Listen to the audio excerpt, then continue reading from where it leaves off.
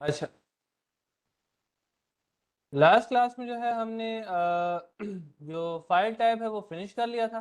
ठीक है। और इसके अलावा हमने होम टाइप में क्लिपबोर्ड का ग्रुप और फॉन्ट का ग्रुप ये भी फिनिश कर लिया था। इसमें किसी को कोई कन्फ्यूजन है? कोई कन्फ्यूजन नहीं है? ओके। अच्छा, आज हमने स्टार्ट करना है अलाइनमेंट। क्या? अलाइनमेंट। सबसे पहले बात करते हैं कि अलाइनमेंट होती क्या है। देखें, अलाइनमेंट कहा जाता है किसी भी एक लाइन के साथ जो है सेट करना। क्या करना? लाइन के साथ सेट करना। आपके पास वो कोई भी लाइन हो सकती है। जब आप उस लाइन में जब किसी भी चीज को सेट करते हैं या किसी भी ऑब्जेक्ट को सेट करते हैं तो इसे कहा जाता है अलाइनमेंट। क्या कहा जाता है? अलाइनमेंट। क्लियर? या इसके अलावा आपने अलाइनमेंट का जो वर्ड है वो सुना होगा। आप में से कोई ऐसा स्टूडेंट है कि जो ड्राइविंग करता हो? ड्राइव करते हैं? तो आपकी जो कार है, ठीक है, अक्सर आपको कार की जो स्टेयरिंग व्हील है और जो फ्रंट व्हील्स होते हैं उनकी अलाइनमेंट करवानी पड़ती है कि नहीं, ताकि आपके पास जो आप ये स्टेयरिंग व्हील जब आप टर्न करें तो आपके पास उसके मुताबिक जो व्हील्स हैं वो प्रॉपरली टर्न होने चाहिए कि नहीं। ठीक है, वो एक प्रॉपर लाइन में होने चाहिए। अगर वो एक प्रॉपर लाइन में ना हो तो फिर आपसे गाड़ी जो है वो मिसबैलेंस हो जाती है कि नहीं। ऐसा ही है। ठीक है ना। तो लाइन का मतलब, ये अलाइन का मतलब क्या है कि आपने एक लाइन के साथ जो है किसी भी ऑब्जेक्ट को सेट करना होता है। क्लियर? अच्छा, अब यहाँ पर आपके पास अलाइनमेंट का क्या काम है? आप अगर देखो तो आपके पास यहाँ पर एक एक्सेल शीट के अंदर क्या मौजूद है? सेल्स मौजूद है। क्लियर? और आप अगर इन सेल्स का साइज अगर आप यहाँ पर थोड़ा सा इंक्रीज कर देते हो, क्या कर देते हो? इंक्रीज कर देते हो। फॉर एग्जांपल मैं यहाँ पर अगर किसी भी एक एग्जिस्टिंग शीट को ओपन कर लूँ, जैसे कि लेट से मैंने इस रिजल्ट शीट को ओपन कर लिया। ठीक है। अभी अगर आप यहाँ पर देखो तो आपके पास यहाँ पर जितना भी डेटा है नजर आ रहा है। ठीक है। कुछ डेटा आपके पास यहाँ पर इस तरह से है कि जो आपके पास लेफ्ट साइड के साथ आपको अलाइन नजर आ रहा है कि नहीं। और कुछ डेटा आपके पास यहाँ पर ऐसे है जो कि आपको यहाँ पर राइट साइड के साथ अटैच नजर आ रहा है। ऐसा ही है कि नहीं? ठीक है। इनकी अलाइनमेंट जो है हमारे पास इस तरीके से सेट की गई है। और फॉर एग्जाम्पल मैं अगर किसी भी एक सेल के ऊपर क्लिक करता हूँ, अभी अगर आप यहाँ पर देखें अलाइनमेंट में आपको यहाँ पर एक ही ऑप्शन सेट नजर आ रहा है। क्या नजर आ रहा है? बॉटम अलाइन नजर आ रहा है कि नहीं। और मैं अगर इन सारे के सारे सेल्स को सेलेक्ट कर लेता हूँ और इनका साइज अगर मैं यहाँ पर इंक्रीज करता हूँ, ये देखें, लेट से मैंने इनका साइज इतना इंक्रीज कर दिया। अब देखें सारे के सारे यहाँ पर जो आपको वैल्यूज नजर आ रही हैं वो कहाँ पर नजर आ रही हैं?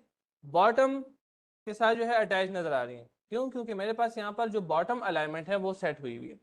हमारे पास अक्सर ऐसी सिचुएशन आती है कि जहां पर हमारे पास जो टेक्स्ट का साइज है वो तो हम इंक्रीज नहीं करते। ठीक है। लेकिन आपका जो टेक्स्ट है वो आपके पास किसी भी मतलब एक साइड पर अटैच नजर आता है, हमने उसे किसी भी एक साइड के साथ अटैच करना होता है। क्लियर?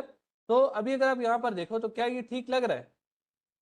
नहीं लग रहा ना। मैं चाहता हूँ कि मेरे पास ये की सारी वैल्यूज जो है ये मेरे पास सेल के सेंटर में आ जाए। कहाँ पर आ जाए?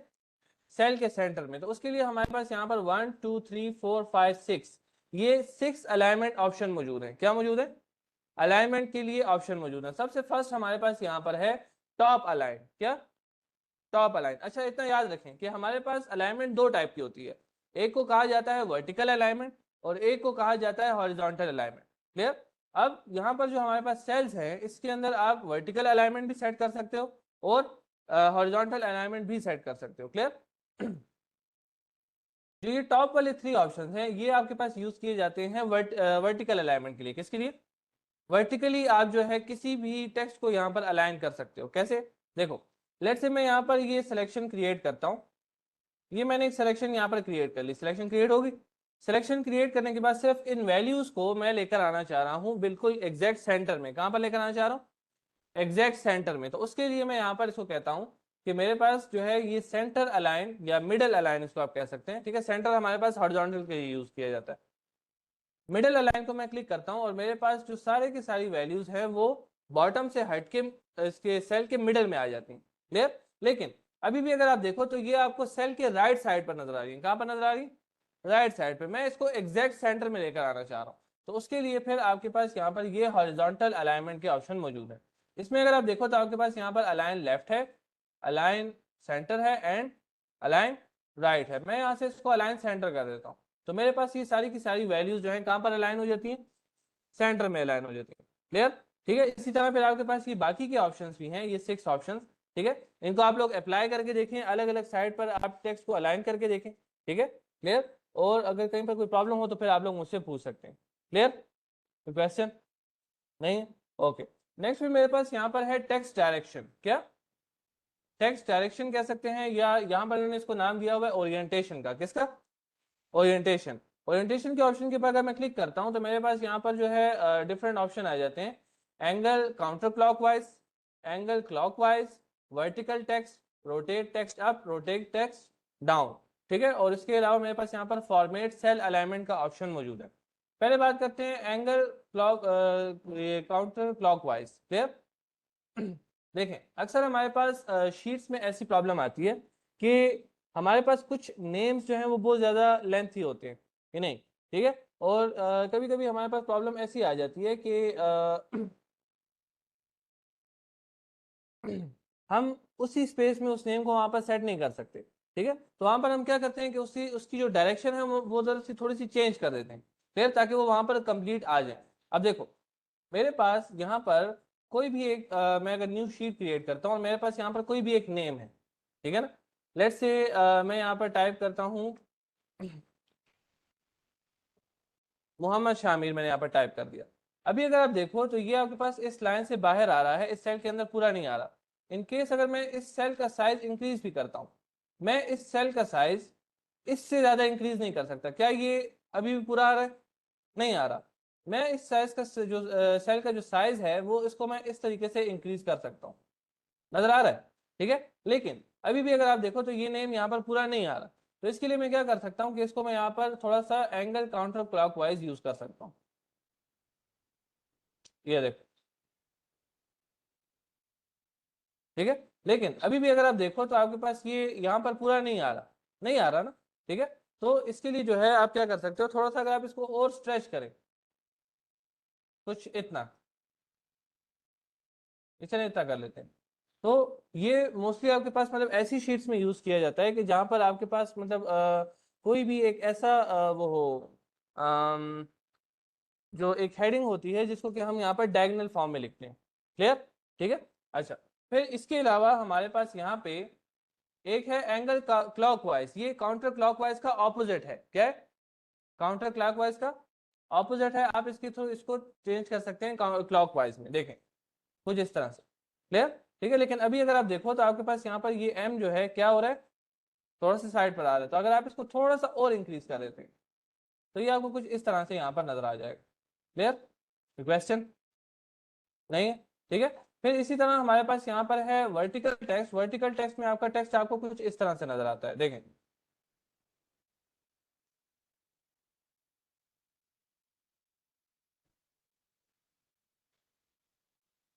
नजर आ रहा है? ठीक है, आपने अक्सर ये अटेंडेंस शीट्स देखी होंगी जिसमें कि हमारे पास सेंटर में जहां पर संडे आ रहा हो वहां पर क्या होता है, कंप्लीट संडे लिखा हुआ होता है, और वो कुछ इस फॉर्म में लिखा हुआ होता है। तो उसको हम करते हैं इस ऑप्शन के थ्रू। किसके थ्रू? Vertical text. इसी तरह फिर हमारे पास यहाँ पर है रोटेट टेक्स्ट अप, जिसमें कि आपके पास जो टेक्स्ट है वो कुछ इस फॉर्म में आ जाएगा। नजर आ रहा है? क्लियर? ठीक है, जहां पर अक्सर जो है आपने मतलब इसको ज्यादा उस जगह पे यूज किया जाता है कि जहां पर आपके पास एक सेल जो है यहाँ पर नेम एक लेते हो, लेकिन उसके फ्रंट पे आपके पास यहाँ पर 2 या 3 या 4 रोज होती हैं, तो वहां पर फिर आप उसका नेम इस तरीके से दे देते हो। क्लियर? ठीक है, नेक्स्ट फिर मेरे पास है रोटेट टेक्स्ट डाउन। ये इसका ऑपोजिट है। आप इसी सेल को सेलेक्ट करो और रोटेट टेक्स्ट डाउन कर दो तो आपके पास ये नेम कुछ इस तरीके से आ जाएगा। और इसको ज्यादातर यूज किया जाता है आपकी शीट के एंड में। कहां पर यूज किया जाता है? शीट के एंड में। स्टार्ट में आपने ये वाला यूज करना है, अप वाला, और एंड में आपने डाउन वाला यूज करना है। क्लियर? अच्छा, फिर इसके अलावा हमारे पास यहाँ पर फॉर्मेट सेल अलाइनमेंट है। आप अगर इसके ऊपर क्लिक करते हो तो यहाँ पर आपके पास थोड़ा सा जो है एक्स्ट्रा ऑप्शन आ जाते हैं। क्लियर? अभी अगर आप यहाँ पर देखो तो आपके पास यहाँ पर ओरिएंटेशन है। ओरिएंटेशन में हमारे पास यहाँ पर जो था कि हम डायरेक्टली इसको कोई एक वैल्यू दे रहे थे कि नहीं। ठीक है, अब मैं इसको अपनी मर्जी से कंट्रोल करना चाह रहा हूँ। तो अभी मेरे पास टेक्स्ट जो है वो यहाँ पर -90 डिग्रीज पर है। मैं अगर इसको थोड़ा सा चेंज करना चाहूँ, ये देखें, मैं इसको इतना सेट करना चाह रहा हूँ, ओके कर देते हैं, तो मेरे पास टेक्स्ट जो है वो ऐसे सेट हो जाएगा। नजर आ रहा है कि नहीं? ठीक है, मैं अगर इसको और ज्यादा चेंज करना चाह रहा हूँ लेट्स से अपनी मर्जी से मैं इसको यहाँ पर वैल्यू देना चाह रहा हूँ, लेट्स से 15, कितनी 15, ओके। और मेरे पास ये फिर कुछ इस तरीके से आ जाएगा, क्लियर। तो आप अगर इसको अपनी मर्जी से यहाँ पर कोई वैल्यू देना चाहते हैं तो वो भी दे सकते हैं, या फिर आप इस लाइन के थ्रू इसको क्या कर सकते हैं, यहाँ से चेंज कर सकते हैं। ये देखिए नजर आ रहा है, क्लियर। क्वेश्चन नहीं, ओके। फिर नेक्स्ट जो है मेरे पास यहाँ पर इसी के अंदर आप मतलब अलाइनमेंट किस तरीके से करना चाह रहे हो। हॉरिजॉन्टल में आपके पास यहाँ पर जनरल सेलेक्टेड है, लेफ्ट करना चाह रहे हो, राइट करना चाह रहे हो, ये वही वाले ऑप्शन है जो कि आपके पास वहां पर आ रहे थे, ये वाले, क्लियर, ठीक है। तो इसी के साथ आपके पास यहाँ पर कुछ एक्स्ट्रा ऑप्शन मौजूद है, वो आप लोग यूज कर सकते हैं। अच्छा, फिर नेक्स्ट मेरे पास यहाँ पर आता है आपका इंडेंट। क्या इंडेंट, इंडेंट कहा जाता है आपके टेक्स्ट से पहले कुछ स्पेस को, किसको, स्पेस को। लेट से मैं अगर यहाँ पर इसको नॉर्मल उसमें ले आता हूँ, इसको जो है हम यहाँ पर 0 कर देते हैं, ओके। ये मेरे पास यहाँ पर कुछ इस तरह से आ जाता है। मैं अगर यहाँ पर डबल क्लिक करता हूँ तो देखें मेरे पास यहाँ पर टेक्स्ट से ठीक पहले थोड़ा सा स्पेस नजर आ रहा होगा, आपको नजर आ रहा है कि नहीं। आप अगर इसको इंक्रीज करना चाहें इंक्रीज कर सकते हैं, डिक्रीज करना चाहें तो आप इसको डिक्रीज कर सकते हैं। ये बिल्कुल आपके पास यहाँ पर मिनिमम स्पेस है और मैक्सिमम, फिर आप इसको यहाँ पर जितना सेट करना चाहें वो आपके पास यहाँ पर सेट हो जाता है, क्लियर, ठीक है। और ये हमेशा आपके टेक्स्ट से पहले अप्लाई होगा। कहाँ पर अप्लाई होगा, टेक्स्ट से पहले, टेक्स्ट के बाद अप्लाई नहीं होता, क्लियर। कोई क्वेश्चन नहीं, ठीक है। ये दो ऑप्शंस आपके पास यूज होते हैं इंडेंट के लिए। अच्छा, नेक्स्ट में मेरे पास यहाँ पर है ये left to right text direction. आप अगर इसके ऊपर क्लिक करो तो आपके पास एक है लेफ्ट टू राइट और राइट टू लेफ्ट। तो आप अगर यहाँ पर इसको देखो, मैं अगर यहाँ पर कोई भी एक वैल्यू टाइप करता हूँ, लेट्स से मैं एक न्यू फाइल ले रहा हूँ, ठीक है। एक न्यू फाइल जरा हम ओपन कर लेते हैं, या इसको ऐसे कर लेते हैं, सिंपल हालत में मैं इसको कन्वर्ट कर दिया। अभी अगर आप यहाँ पर देखो इस शीट के अंदर, ठीक है, यहाँ पर मेरे पास कुछ वैल्यूज ऐसी हैं जो कि मेरे पास यहाँ पर राइट से स्टार्ट हो रही, समझ आ रही बात की। और कुछ की जो डायरेक्शन है वो मेरे पास यहाँ पर उसी राइट से मतलब लेफ्ट से राइट की तरफ है, लेकिन वो आपके पास वैल्यूज जो है वो राइट पर अलाइन हुई है। कहाँ पर अलाइन है, राइट साइड पर। आप अगर इसको थोड़ा सा देखो तो यहाँ पर आपके पास क्या आ रहा है, कॉन्टेक्स्ट सेलेक्टेड है। क्या सेलेक्टेड है, कॉन्टेक्स्ट। मतलब ये कि अगर मैं यहाँ पर कोई एक सिंपल टेक्स्ट दे देता हूँ, ठीक है, कोई भी सिंपल टेक्स्ट अगर आप यहाँ पर अप्लाई करते हैं, लेट्स से मैं यहाँ पर कोई नेम दे देता हूँ, मैं यहाँ पर इसको कहता हूँ लेट्स से पाकिस्तान, ठीक है। तो ये मेरे पास हमेशा लेफ्ट साइड पर ही अलाइन होगा, नजर आ रहा है कि नहीं, ठीक है। लेकिन अगर मैं ठीक इसी के नीचे यहाँ पर कोई एक वैल्यू दे देता हूँ, क्या देता हूँ, कोई एक वैल्यू, लेट्स से मैं यहाँ पर वैल्यू दे रहा हूँ 15, एंटर, तो ये मेरे पास ऑटोमेटिकली इस साइड पर आ जाती है। वजह उसकी क्या है कि मेरे पास यहाँ पर सेलेक्टेड है कॉन्टेक्स्ट। क्या सेलेक्टेड है, कॉन्टेक्स्ट। अभी अगर मैं इसको यहाँ से चेंज कर दूं और मैं इसको कहता हूँ कि मेरे पास राइट टू लेफ्ट हो जाए या लेफ्ट टू राइट हो जाए, ठीक है, एक मिनट, लेफ्ट टू राइट, और अब यहाँ पर इसको वैल्यू देते हैं, तो ये अभी भी इसको इधर ही लेकर आ रहा है।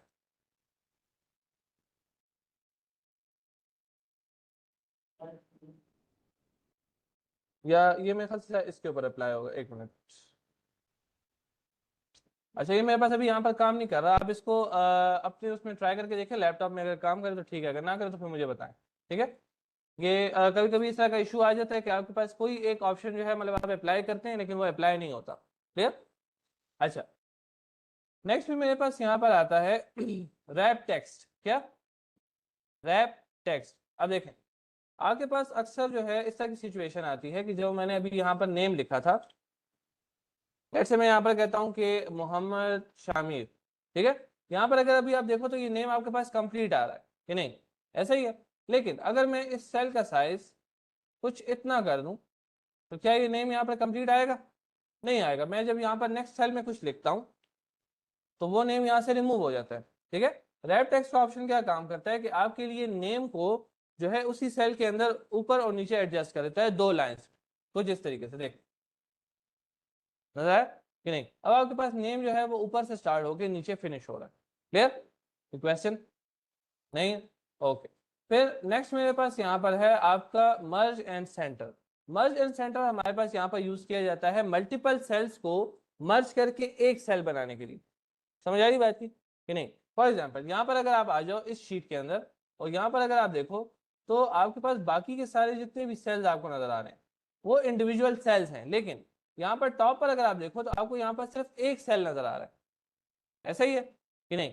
ठीक है, तो अक्सर हम क्या करते हैं कि जो शीट हम बना रहे हैं उसके टॉप पर हमने जो हेडिंग देनी होती है उसके लिए हम लोग सेल्स को मर्ज कर देते हैं। क्या कर देते हैं? मर्ज कर देते हैं। या आपने अगर डीएमसी देखी हो तो डीएमसी में हमारे पास कुछ इस तरह का आपको वो नजर आएगा, फॉर्मेट नजर आएगा। लेट से मैं यहाँ पर एक न्यू शीट ले रहा हूँ और देखें आपके पास क्या होता है कि यहाँ पर लेट से सीरियल नंबर आ जाता है। ठीक है, सीरियल नंबर हो गया। सीरियल नंबर के बाद जो है आप यहाँ पर वो दे सकते हो नहीं, सब्जेक्ट नेम। ठीक है, सब्जेक्ट नेम आ जाएगा।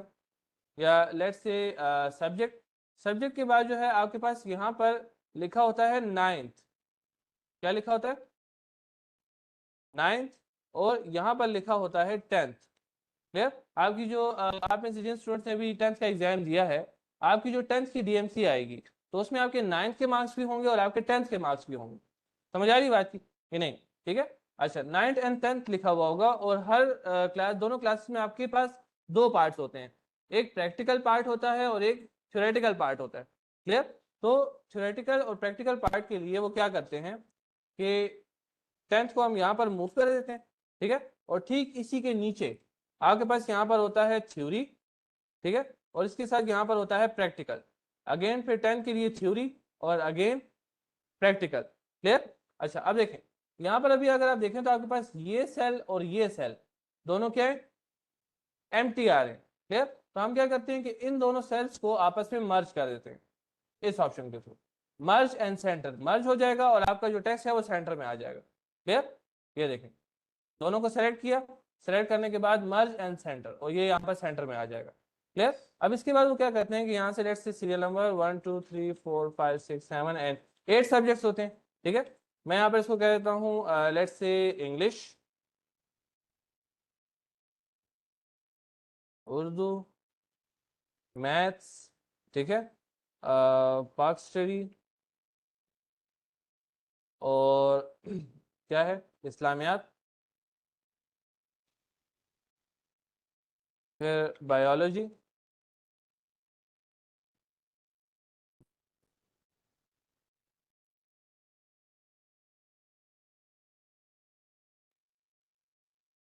कीबोर्ड काम क्यों नहीं कर रहा है, फिजिक्स एंड केमिस्ट्री। क्लियर? ठीक है, ये मेरे पास यहाँ पर सारे के सारे सब्जेक्ट्स आ गए। अब इसमें हमारे पास क्या होता है कि यहाँ पर जिन सब्जेक्ट्स में सिर्फ थ्योरेटिकल मार्क्स होते हैं वो सारे के सारे आपके पास यहाँ पर मार्क्स एंटर कर देंगे। क्लियर? ठीक है, और जिनके प्रैक्टिकल मार्क्स होते हैं उनके थ्योरी के साथ यहाँ पर प्रैक्टिकल मार्क्स भी इंसर्ट किए जाते हैं। फॉर एग्जाम्पल देखें, हमारे पास हर एक सब्जेक्ट में 75 मार्क्स होते हैं। कितने होते हैं? 75। और स्टडी और इस्लामियात में मेरे ख्याल से 50-50 होते हैं कि नहीं? ठीक है, और बाकी इन सब में भी 75-75 मार्क्स होते हैं। लेकिन इंग्लिश में हमारे पास टोटल 75 में से आप यहाँ पर दे सकते हो लेट्स से 71। ठीक है, और प्रैक्टिकल के सामने आपके पास यहाँ पर एक डैश आ जाता है। क्लियर? ठीक है,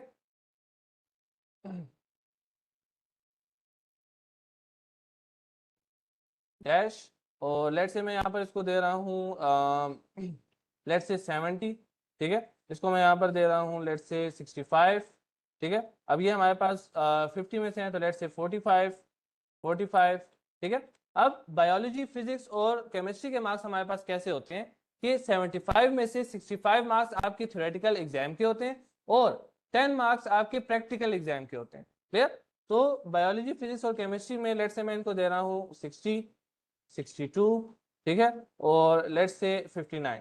क्लियर? ये मेरे पास यहाँ पर ये वाले मार्क्स आ गए। और फिर प्रैक्टिकल में जो है आपके जो है लेट्स से 9, 10, 8 इस तरीके से आपके मार्क्स आ जाते हैं। और यहाँ पर जो है आपके पास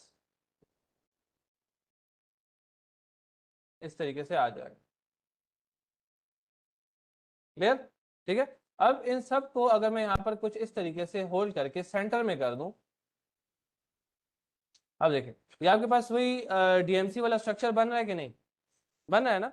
ठीक है, तो इस तरीके से आप लोग क्या कर सकते हो, मर्ज एंड सेंटर के थ्रू आप लोग यहाँ पर सेल्स को मर्ज करवा सकते हो ताकि आपके पास जो मतलब दो अलग अलग कॉलम या दो से ज्यादा कॉलम अगर हो उनके लिए आप सेम हेडिंग यूज कर सकते। क्लियर? ठीक है, अब जैसे कि मेरे पास यहाँ पर ये रिजल्ट शीट है, तो रिजल्ट शीट में देखें इन सब के सेल्स के ऊपर आपके पास यहाँ पर एक नेम आ रहा है कि नहीं, ठीक है। या फॉर एग्जांपल आप यहाँ पर एक शीट बनाना चाह रहे हो यूएससीसीएस के लिए, ठीक है, एक स्टूडेंट्स की डेटा शीट बनाना चाह रहे हो, तो उसके लिए आप यहाँ पर इसको टॉप सेल्स को मर्ज करने से पहले कोशिश करें कि अपनी जो बेसिक स्ट्रक्चर है वो पहले बना लें, ठीक है। मैं यहाँ पर इसको कहता हूँ कि the university of spoken English and computer science, ठीक है। अच्छा अब देखो ये नेम कितना बड़ा आ रहा है, बड़ा आ रहा है ना, ठीक है। इसके बाद अगर मैं यहाँ पर अपनी हेडिंग्स दे देता हूँ, तो लेट्स से मेरे पास यहाँ पर आ जाता है serial number, name, father name, और लेट्स से क्लास, और क्लास के बाद जो है मेरे पास यहाँ पर क्या आ जाएगा, लेट्स से टाइमिंग, ठीक है, कि किस टाइम पर क्लास है और उसका जो सेक्शन, क्लियर, ठीक है। सेक्शन के अलावा जो है आप उसको कह सकते हो कि उसने फी पे की है या नहीं की है, एक स्टूडेंट्स का डेटा आप यहाँ पर पुट कर रहे हो ना, ठीक है। और लेट्स से इसके अलावा जो है आप इसको कोई और इन्फॉर्मेशन देना चाहते हो, लेट्स से जैसे कि कॉन्टैक्ट इन्फॉर्मेशन। अब देखो आपके पास यहाँ पर ये सारे के सारे सेल्स तो आ रहे हैं, लेकिन टॉप सेल में अगर आप देखो तो आपके पास डेटा बहुत ज्यादा है कि नहीं। आप इन सारे के सारे सेल्स को यहाँ तक जो आपका लास्ट सेल है इसको सेलेक्ट कर लो, सेलेक्ट करने के बाद आप अगर चाहो तो यहाँ पर इसको मर्ज एंड सेंटर कर सकते हो कुछ इस तरीके से, और ये इन सब के ऊपर आपके पास हेडिंग आ जाएगी। आप अगर इसका साइज इंक्रीज कर दो कुछ इस तरह से, तो देखो ये इस सब के ऊपर आपके पास यहाँ पर हेडिंग बन के आ गई है। और फिर जब आप इन सबको कुछ इस तरीके से सेलेक्ट कर लेते हो, यहाँ पर बॉर्डर अप्लाई कर देते हो, तो एक खूबसूरत सा टेबल आपके सामने बन के आ जाता है। क्लियर, कोई कंफ्यूजन, किस चीज की समझ ना आई हो, समझ आएगी, क्लियर। अच्छा ये तो था आपके पास यहाँ पर अलाइनमेंट का ग्रुप। अलाइनमेंट के बाद हमारे पास यहाँ पर जो नेक्स्ट ग्रुप है वो है नंबर का, किसका, नंबर। अब नंबर का ग्रुप क्या काम कर रहा है, नंबर में हमारे पास जो है यहाँ पर इतना याद रखें कि हम एक्सेल को किस लिए यूज कर रहे हैं। एक्सेल हमारे पास यहाँ पर मेनली यूज किया जाता है कैलकुलेशंस के लिए, किसके लिए, कैलकुलेशंस के लिए, क्लियर। और कैलकुलेशन के लिए हम क्या करते हैं कि यहाँ पर डिफरेंट टाइप के नंबर फॉर्मेट हमने यूज करने होते हैं, क्लियर। अभी अगर आप देखो तो आपके पास यहाँ पर सेलेक्टेड है जनरल, क्या सेलेक्टेड है, जनरल सेलेक्टेड है। फॉर एग्जांपल मैं यहाँ पर एक वो बनाना चाह रहा हूँ, ऐसा करते हैं कि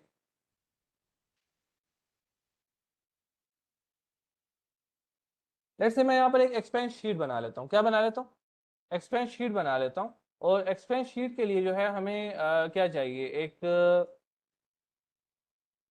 या चलें एक्सपेंस शीट हम बाद में बना लेंगे, फिलहाल हम इसको थोड़ा सा सिंपल रखते हैं। मैं अगेन एक रिजल्ट शीट बना रहा हूँ लेकिन ज़रा थोड़ी सी कम इन्फॉर्मेशन के साथ, ठीक है। ऐसा करते हैं हम इसी शीट को यूज़ कर लेते हैं और यहाँ पर हम थोड़ा थोड़ी सी चेंजेस अप्लाई कर देंगे, क्लियर। लेट्स से मैं कहता हूँ कि मेरे पास यहाँ पर ये कॉन्टैक्ट और फी की जगह हम यहाँ पर कुछ और देना चाह रहे हैं। मैं यहाँ पर क्लास, टाइमिंग, सेक्शन और इसके अलावा और क्या है, टोटल एंड ऑब्टेन, ठीक है, टोटल मार्क्स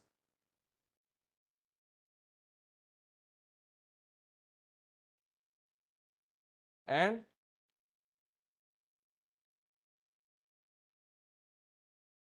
ऑब्टेन मार्क्स, ये मेरे पास यहाँ पर आ गया, क्लियर। अच्छा अब मैं यहाँ पर कुछ वैल्यूज दे देता हूँ इसको। लेट्स से इसको मैं कहता हूँ कि मेरे पास ये सेल नंबर 1 2 3 एंड 4 एंड 5, ठीक हो गया। और यहाँ पर मैं इसको कुछ नेम्स दे देता हूँ। नेम्स देने के लिए मैं नेम्स यहाँ से कॉपी कर रहा हूँ,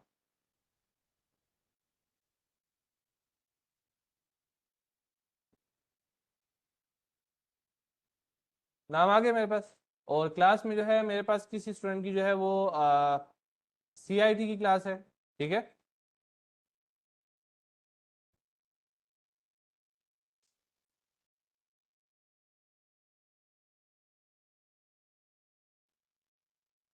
ये मेरे पास यहाँ पर कुछ डिफरेंट क्लासेस आ गई हैं, नजर आ रहे हैं, ठीक है।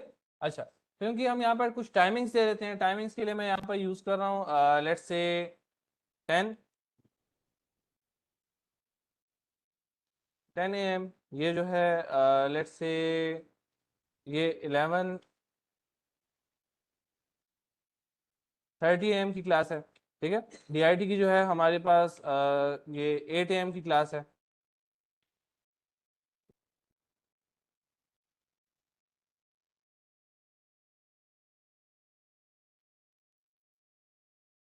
ये 2 PM की क्लास हो गई, और ये मेरे पास लेट्स से 5 PM की क्लास, ठीक है। अच्छा, अब ये मेरे पास यहाँ पर डिफरेंट क्लासेस आ गई हैं, इनके हम यहाँ पर सेक्शन असाइन कर देते हैं। लेट्स से मेरे पास ये सेक्शन ए है, ये मेरे पास यहाँ पर सेक्शन बी आ गया, सेक्शन सी आ गया, ठीक है। ये सेक्शन ए, और लेट्स से ये भी मेरे पास सेक्शन ए। अच्छा, अब टोटल मार्क्स जो है वो सब के लिए हम यहाँ पर यूज कर रहे हैं 100। क्या यूज करें? 100। अच्छा, अब इस 100 को मैं यहाँ पर सब के लिए यूज करना चाह रहा हूँ, तो जरा सा ये भी देख लें। आप अगर इस 100 को इस सब में कॉपी करना चाहते हैं, तो एक तरीका तो आपके पास ये है कि आप यहाँ से कंट्रोल सी प्रेस करो। कंट्रोल सी प्रेस करने के बाद आपके पास ये सेलेक्ट हो जाएगा, नजर आ रहा है? इन सब को सेलेक्ट कर लो, और आप जब यहाँ पर कंट्रोल वी प्रेस करोगे तो आपके पास ये यहाँ पर कॉपी हो जाएगा। क्लियर? एक हमारे पास एक्सेल में शीट बनाने का ये तरीका होता है। दूसरा तरीका ये है कि आप अगर इसको कुछ इस तरह से कर लो कि आपने यहाँ पर ये 100 दिया हुआ है, ठीक है, और इसके सेल को आपने सेलेक्ट किया हुआ है। अभी अगर आप यहाँ पर देखो तो आपको, एक मिनट, ये एक स्मॉल सा डॉट नजर आ रहा होगा यहाँ पे, ग्रीन कलर में नजर आ रहा है कि नहीं? आप जब इसके ऊपर अपना माउस लेकर आते हैं तो यहाँ पर आपके पास इस तरह एक ब्लैक कलर में आपको प्लस नजर आना चाहिए, नजर आ रहा है? ठीक है। जब आप इस प्लस के साथ इसको होल्ड करके ड्रैग करेंगे कुछ इस तरह से,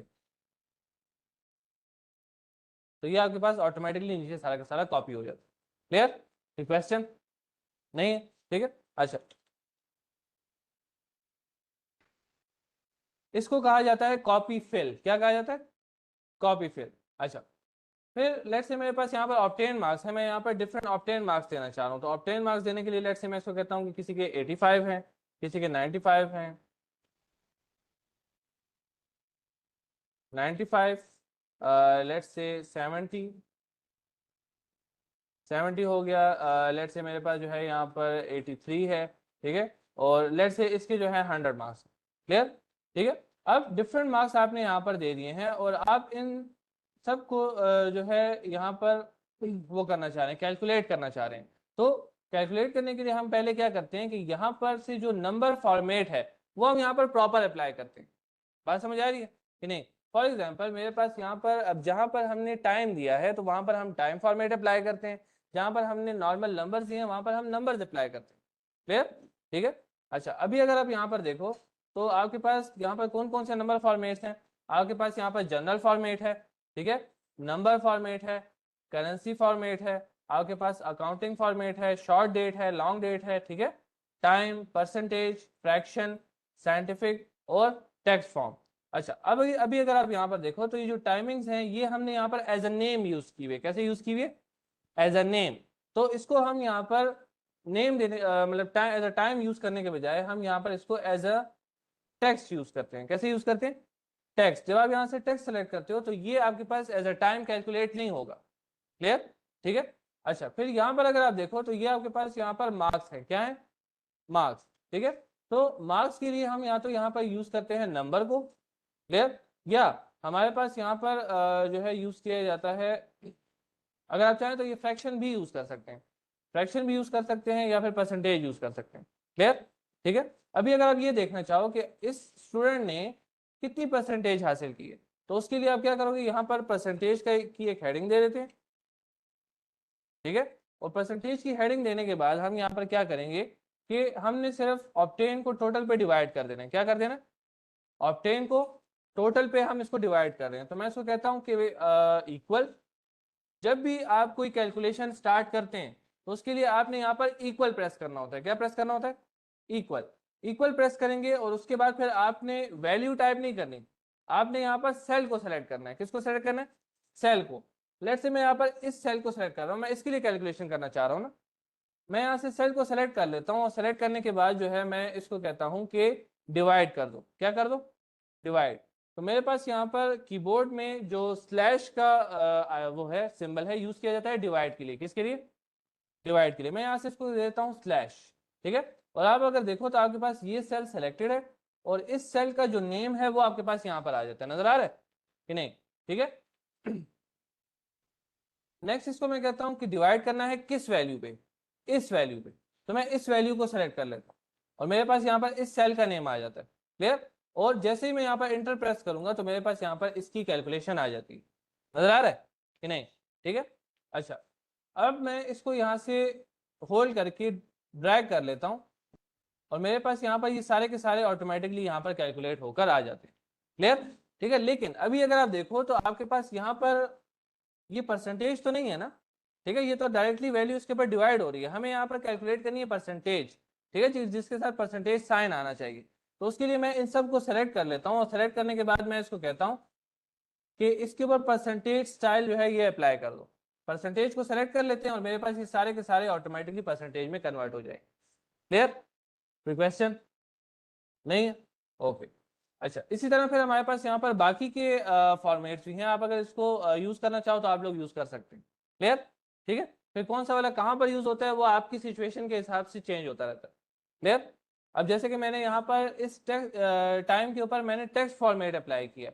वजह उसकी क्या थी? क्योंकि मैं इसको यहाँ पर एज अ नेम यूज कर रहा हूँ।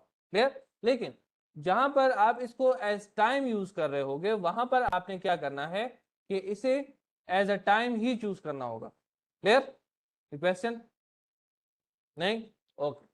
अच्छा, इसके साथ फिर अगर आप यहाँ पर देखें तो आपके पास यहाँ पर वो है, ये डॉलर साइन नजर आ रहा है। आप अगर यहाँ पर कोई भी एक, जैसे कि सैलरी शीट हो गई या फिर आप अगर यहाँ पर कोई एक्सपेंस शीट क्रिएट करते हो तो उसके साथ फिर आप इसे यूज कर सकते हो। क्लियर?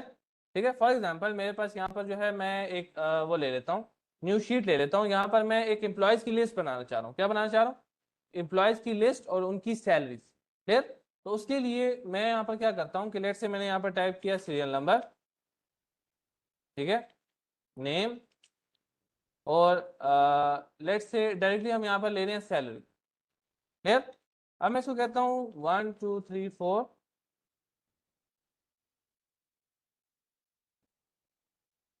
एंड 5। ठीक हो गया। और यहाँ पर इसको मैं कहता हूँ कि मेरे लिए वो कर दो नेम्स कुछ हम यहाँ पर दे देते हैं। लेट्स से इसको मैं कहता हूँ कि मोहम्मद। ठीक है, मोहम्मद खान। Let's say Ali Khan. ठीक है, सलीम अली।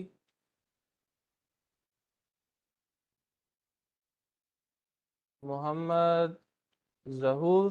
ठीक है, लेट्स से, और मोहम्मद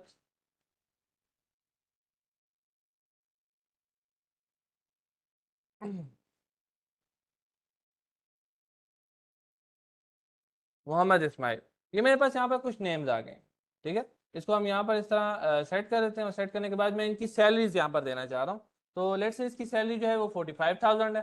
ठीक है, इसकी 30,000 है, इसकी जो है वो 1 लाख है। ठीक हो गया। इसकी जो है मेरे पास यहाँ पर लेट से 50,000 है और इसकी जो है मेरे पास यहाँ पर लेट से 46,000। क्लियर? अभी मैंने यहाँ पर सैलरीज तो दे दी हैं, लेकिन क्या ये सैलरीज जैसी नजर आ रही है? नहीं नजर आ रही। ये तो आपको सिंपल नंबर नजर आ रहे हैं, ऐसे ही है। तो मैं क्या करता हूँ कि यहाँ पर इन सब को सेलेक्ट करके यहाँ पर इसके ऊपर या तो आप यहाँ से करेंसी अप्लाई कर दें, या आपके पास जो है यहाँ पर ऑप्शन है ये वाला। जब आप इसे सेलेक्ट करेंगे तो आपके पास ऑटोमेटिकली ये सैलरीज में कन्वर्ट हो जाता है। अब देखो बेटर लग रहा है कि नहीं? ठीक है।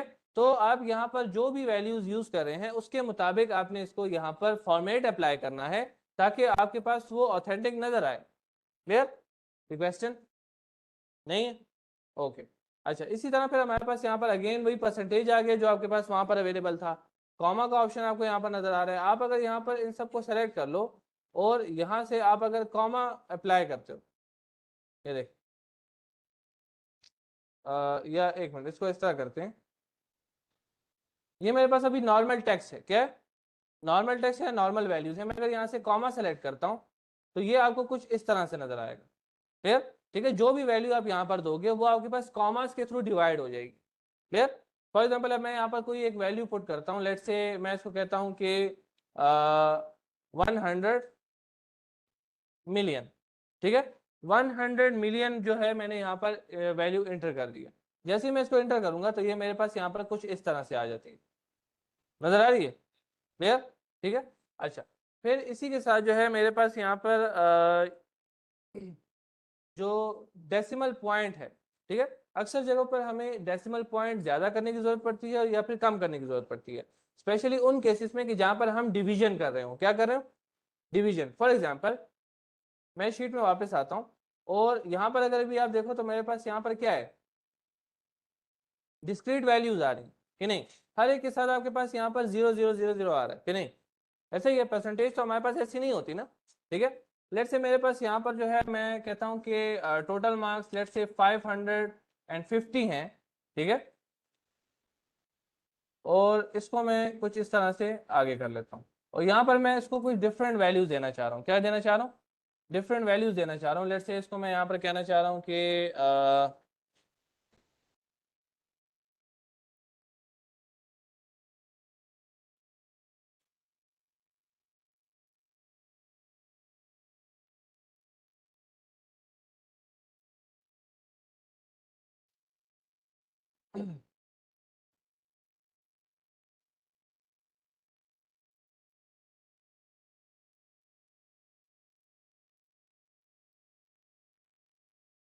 नजर आ रहा है? सारी की सारी वैल्यूज जो है आपके पास यहाँ पर डेसिमल पॉइंट के साथ आ रही हैं, जिसमें कि डेसिमल वैल्यू भी आपके पास आ रही है।